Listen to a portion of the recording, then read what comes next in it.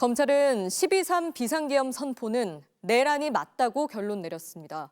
오늘 검찰이 발표한 김용현 전 국방부 장관에 대한 중간 수사 결과는 윤석열 대통령 공소장이라는 생각이 들 만큼 비상계엄 당시 윤 대통령의 행적과 구체적인 지시 내용이 고스란히 담겼습니다. 윤 대통령은 계엄 해제 요구안을 가결하려는 국회의원들을 끄집어내라며 총을 쏴서라도 문을 부수고 들어가서 끌어내라고 한 것으로 조사됐습니다. 전두환이 끝까지 인정하려 하지 않았던 발포 명령이 대통령의 입에서 나왔다는 충격적인 수사 결과입니다. 이준희 기자입니다. 검찰 특별수사본부는 김용현 전 국방부 장관을 내란 중요 임무 종사와 직권남용 권리행사 방해 혐의로 구속 기소했습니다. 군과 경찰을 동원해 국회를 봉쇄하고 국회의원들의 비상계엄 해제 의결을 방해했다는 게 핵심 혐의입니다. 검찰은 김 전 장관의 공소 사실을 공개하며 12.3 내란의 전 과정을 지시한 사람으로 윤석열 대통령을 지목했습니다. 비상계엄 포고령 1호에 따라 특수전 사령부와 수도방위 사령부 병력들이 국회 진입을 시도하던 12월 3일 밤, 윤 대통령은 이진우 당시 수도방위 사령관에게 전화를 걸어 아직도 못 들어갔느냐며 본회의장으로 가서 4명이 1명씩 들쳐업고 나오라고 하라고 지시했다고 검찰은 밝혔습니다. 이후 윤 대통령의 지시는 과격해졌습니다. 윤 대통령은 이 사령관에게 아직도 못 갔냐, 뭐 하고 있냐, 문 부수고 들어가서 끌어내라고 말한 뒤 급기야 총을 쏴서라도 문을 부수고 들어가서 끌어내라고 지시했다고 검찰은 파악했습니다. 당시 국회에서는 시민과 국회의원 보좌진 등 수백 명이 계엄군의 국회 진입을 막으려 안간힘을 쓰고 있었습니다. 5.18 민주화운동 당시 수많은 시민의 생명을 앗아간 것도, 그리고 전두환이 죽을 때까지 인정하지 않은 것도 바로 발포 명령입니다. 그런데 현직 대통령으로부터 발포 명령을 들었다고 삼성 장군이 검찰에 진술한 겁니다. 김 전 장관을 구속 기소한 검찰은 박안수, 여인영, 곽종근, 이진우, 문상호 등 전직 사령관 5명, 조지호, 김봉식 등 경찰 수뇌부 2명, 노상원 등 전직 군관부 2명 등 내란 수사를 이어가겠다고 밝혔습니다. 이에 대해 김 전 장관 변호인단은 실탄도 없는데 발포 명령이냐며 일방적으로 날조된 진술과 불법 증거들을 공표했다고 주장했습니다. MBC 뉴스 이준희입니다. 검찰이 밝힌 내용 이어서 계속 전해드립니다. 비상계엄이 선포되고 국회에서 계엄 해제 요구안이 가결되기까지 걸린 2시간 33분 동안 윤 대통령이 그야말로 폭주했던 사실이 검찰 수사로 드러났습니다. 검찰에 따르면 윤 대통령은 의원들을 체포하라며 국회 본회의장 문짝을 도끼로 부수고 들어갈 것을 지시하기도 했는데요. 김용현 전 장관 공소사실로 본 윤 대통령의 충격적인 행적, 이어서 구나영 기자입니다. 계엄 포고령이 발령된 뒤 국회의원들이 국회로 모여들자 윤석열 대통령은 조지호 경찰청장에게 수차례 전화했습니다. 검찰이 윤 대통령의 구체적 지시 내용을 공개했습니다. 윤 대통령은 조 청장에게 국회 들어가려는 국회의원들 다 체포해, 잡아들여, 불법이야, 국회의원들 다 포고령 위반이야, 체포해라고 했습니다. 무장한 병력을 이끌고 국회로 가고 있던 곽종근 전 특전사령관에게도 헬기가 어디쯤 가고 있냐고 실시간 확인을 하면서 병력을 서둘러 국회로 출동시키라고 지시했습니다. 윤 대통령은 이후 국회 내에 의결 정족수가 안 채워진 것 같으니 빨리 국회 안으로 들어가서 의사당 안에 있는 사람들을 데리고 나오라고도 했다고 검찰은 밝혔습니다. 특히 곽 전 사령관이 앞서 언급하지 않았던 윤 대통령 지시사항도 추가로 공개됐습니다. 윤 대통령은 문짝을 도끼로 부수고서라도 안으로 들어가서 다 끄집어내라고 지시한 것으로 검찰은 파악했습니다. 윤 대통령의 체포 지시는 이뿐만이 아니었습니다. 홍장원 당시 국정원 1차장에게는 이번 기회에 싹 다 잡아들여, 싹 다 정리해라고 말했습니다. 그러고는 국정원에 대공수사권 줄 테니 우선 방첩사를 도와 지원해, 자금이면 자금, 인력이면 인력 무조건 도우라고도 했습니다. 국회의 비상계엄 해제 요구안 가결이 임박하자 이를 저지하기 위해 이번엔 김용현 전 장관이 나섰습니다. 여인영 전 방첩사령관에게 이재명, 우원식, 한동훈 이 3명부터 잡으라고 지시했습니다. 이 지시는 여전사령관을 통해 김대우 방첩수사단장을 거쳐 모든 팀은 이재명, 우원식, 한동훈을 체포해 수방사 구금시설로 이동한다는 지시로 떨어집니다. 비상계엄 선포 이후부터 국회 계엄 해제 요구안 가결까지 검찰 수사를 종합해보면 국회 봉쇄와 주요 인사 체포 구금을 위해 윤 대통령도 그 누구보다 분주했다는 결론에 이릅니다. 검찰은 인적, 물적 증거를 통해 대통령의 지시를 확인했다고 밝혔습니다. MBC 뉴스 구나연입니다. 검찰은 12.3 내란 당시 5천 명에 가까운 군경 병력이 동원됐다고 밝혔습니다. 선관위 장악을 맡은 정보사가 요인 체포를 위해 실제로 준비했던 안대와 포승줄, 심지어 야구방망이와 송곳, 망치까지 확인해 공개했는데요. 국회의원 체포를 맡은 방첩사가 SNS 단체 대화방을 통해 공유했던 당시 지시 내용들과 실제 단체 대화방 화면도 공개됐습니다. 이어서 차현진 기자입니다. 계엄 선포 뒤 내란 세력의 주요 표적은 국회였습니다. 무장한 특전사 대원은 물론 군사경찰 특임대가 있는 수방사 병력까지 계엄 해제 요구를 막기 위해 국회 경내로 진입시켰습니다. 경찰은 외부를 봉쇄했습니다. 국회의원이 국회에 못 들어가니 말이 돼? 검찰 조사 결과 계엄 당일 국회에만 특전사와 수방사, 경찰 등에서 병력 2,400여 명이 동원됐습니다. 부정선거 의혹을 수사한다며 선관위 관련 장소 3곳에 700여 명이 투입되는 등 12.3 내란에 4,700여 명에 달하는 군경 병력이 동원된 것으로 드러났습니다.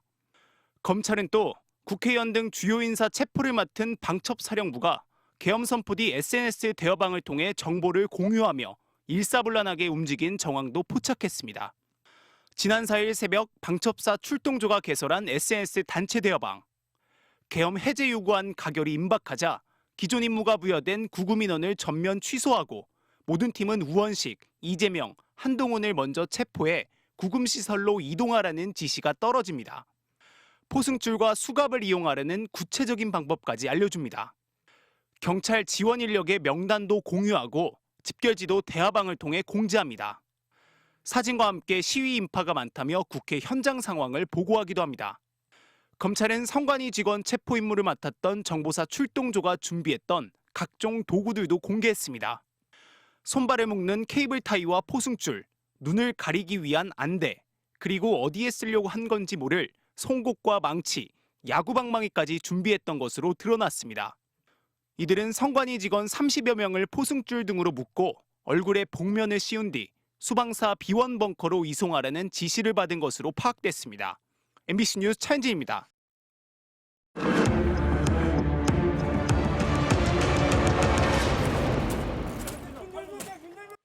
국회에서 비상계엄 해제 요구안이 가결된 직후 윤석열 대통령이 직접 지시한 내용들도 확인됐습니다.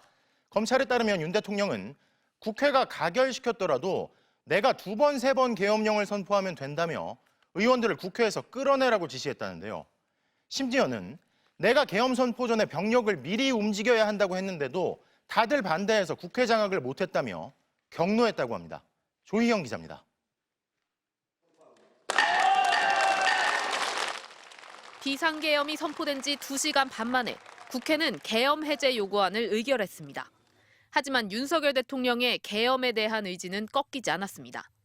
당시 군사경찰과 1경비단 등 200명의 병력을 국회에 투입한 이진우 수방사령관에게 직접 전화를 걸었습니다. 윤 대통령은 국회의원이 190명 들어왔다는데 실제로 190명이 들어왔다는 건 확인도 안 된다며 국회의원을 끌어내라고 지시합니다.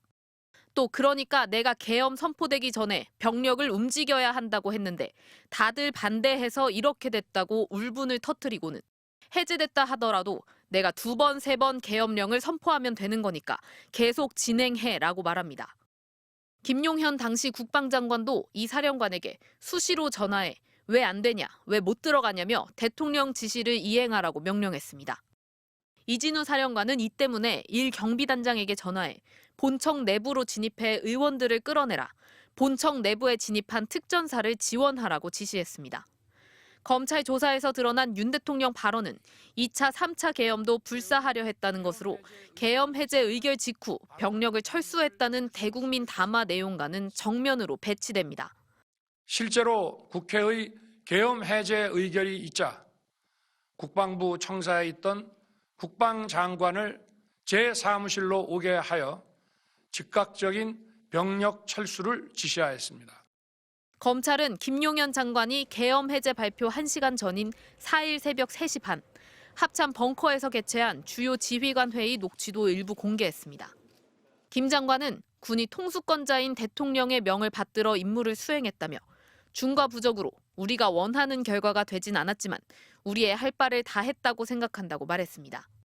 그러면서 어려운 여건에서도 임무를 완수한 수방사, 방첩사, 특전사, 지작사에 고맙게 생각한다고 말했습니다. 김 장관이 언급한 지작사의 경우 앞서 계엄을 사전에 알았다는 의혹에 대해 부인한 바 있어 왜 언급됐는지 추가 조사가 필요할 것으로 보입니다. MBC 뉴스 조희영입니다. 검찰 수사에 따르면 윤 대통령이 비상계엄을 처음으로 입에 올리기 시작한 건 지난 3월부터였습니다. 비상대권, 즉 대통령이 비상조치를 취할 수 있는 권한을 반복적으로 언급하며 조금씩 음모를 구체화했다는데요. 그리고 대국민 담화를 통해 국민의 뜻을 겸허히 받아들여 국정쇄신에 나서겠다고 밝혔던 11월경부터는 겉으로 말했던 것과는 전혀 다른 속셈으로 비상계엄 준비를 본격화했다고 합니다. 신수아 기자가 보도합니다. 지난 3월 말에서 4월 초 무렵 서울 삼청동 안가에 윤석열 대통령과 당시 김용현 경호처장, 신원식 국방장관, 조태용 국가정보원장, 여인영 국군 방첩사령관이 모였습니다. 윤 대통령은 시국이 걱정된다며 비상대권을 통해 헤쳐나가는 것밖엔 방법이 없다고 말한 것으로 조사됐습니다. 비상대권은 국가 비상사태에 대통령이 특별한 비상조치를 취할 수 있는 권한을 뜻하는데 검찰은 이 발언이 첫 비상계엄 모의였던 것으로 판단했습니다. 윤 대통령은 5월에서 6월경 다시 안가에서 김용현, 여인형 등 비상계엄 핵심들과 만나 또 비상대권이나 비상조치가 아니면 나라를 정상화할 방법이 없냐고 말합니다. 8월 들어 발언은 점점 구체적이 돼갑니다. 관저에서 또 계엄 핵심들에게 정치인과 민주노총 관계자들을 언급하며 비상조치권을 사용해 이 사람들에 대해 조치를 해야 한다고 언급한 겁니다.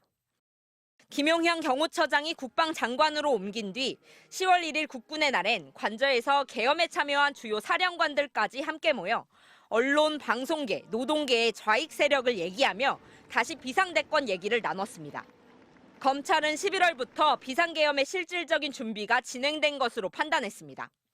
11월 9일 특별한 방법, 11월 24일 국회의 폐악질에 대한 특단의 대책을 언급한 윤 대통령은 김용현 장관이 계엄 선포문 작성 등 실무 준비를 마쳐갈 무렵인 11월 30일 헌법상 비상조치권, 비상대권을 써야 이 난국을 해결할 수 있다고 강조합니다. 12월 1일 비상계엄 선포 이틀 전 윤 대통령은 만약 비상계엄을 하게 되면 병력 동원은 어떻게 할 수 있는 건지, 계엄을 하게 되면 필요한 것이 무엇인지 구체적으로 챙겼습니다. 김 전 장관이 준비한 계엄 1호 포고령에선 야간 통행금지 부분만 삭제시켰습니다. 윤석열 대통령과 핵심 공범들이 8달 동안 여러 차례 내란에 대해 언급하고 논의했다는 게 검찰이 내린 1차 결론입니다. MBC 뉴스 신수아입니다.